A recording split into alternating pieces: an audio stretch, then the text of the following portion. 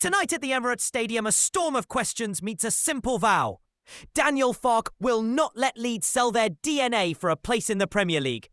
Promoted on the back of a stunning attacking season, Leeds arrive in North London insisting that survival will not come by shrinking. It will come by sticking to what made them great. That statement is bold when you consider the opponent, Arsenal, furious at home. A side used to grinding teams down on their turf and demanding the highest standards. For Leeds, this is more than a fixture. It's a test of identity. Last season in the Championship, they led the charts for goals, possession and high turnovers. They scored freely, forced opponents to live under pressure and made matches ugly for the other side by not allowing comfort. Farke admits adjustments are necessary for the jumping quality, but he's been clear that those tweaks won't include retreat. We won't park the bus, he insists, and that line frames every tactical decision going into tonight. The practical reality is the Premier League will punish long periods of passive defending. So Farke's plan is to choose the battles, accept there will be suffering, build compactness when needed, but create as many controlled spells with the ball as possible so Arsenal burn energy chasing it and open spaces appear on the counter or from set plays. The Emirates is as hostile a proving ground as there is. It's an opening home game for Arsenal, free from European distractions, and expectation is a tangible thing inside those stands. Leeds know they will be tested physically and mentally. They also know they can unsettle top sides when they force the issue rather than fold. The squad's condition this week adds a layer of drama. Captain Ethan Ampadu suffered a knee ligament problem in the win that announced Leeds' return to the top flight, and his absence is a clear blow. Ampadu's presence offered protection and control. Without him, the team must reshuffle and reinterpret the holding role. Ilya Gruev, who showed composure coming off the bench, is the obvious internal solution, and Sean Longstaff offers a different, more dynamic option. Both bring different strengths, and both will have to interpret the role through Farke's philosophy, rather than replace Ampadu note for note. At the other end of the spectrum, summer business gives Leeds hope and intrigue.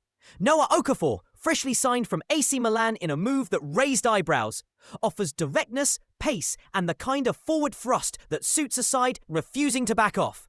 Jacoby Joel, suspended earlier but now available, strengthens options at the back and can bring ball progression from deeper zones. These arrivals mean Leeds are not just asking fans to cling to memory. They are reshaping the squad to compete. Tactically, expect Leeds to mix periods of aggressive pressing with moments of compact, disciplined defending. Against a team that thrives on ball progression and quick transitions, Farke must decide when to let Arsenal control possession and when to snatch it back with incisive counters. The aim is twofold: create chances to threaten the scoreboard and force Arsenal to expend energy in resetting their shape. That energy tax can, over 90 minutes, tilt marginal edges in Leeds' favour. There will be sacrifices. Promoted sides historically find the Premier League relentless. The gap is real. But there is also precedent for teams that refuse to go passive thriving because they remain unpredictable. The psychological message matters. A team that shows up to hold shape and survive invites pressure.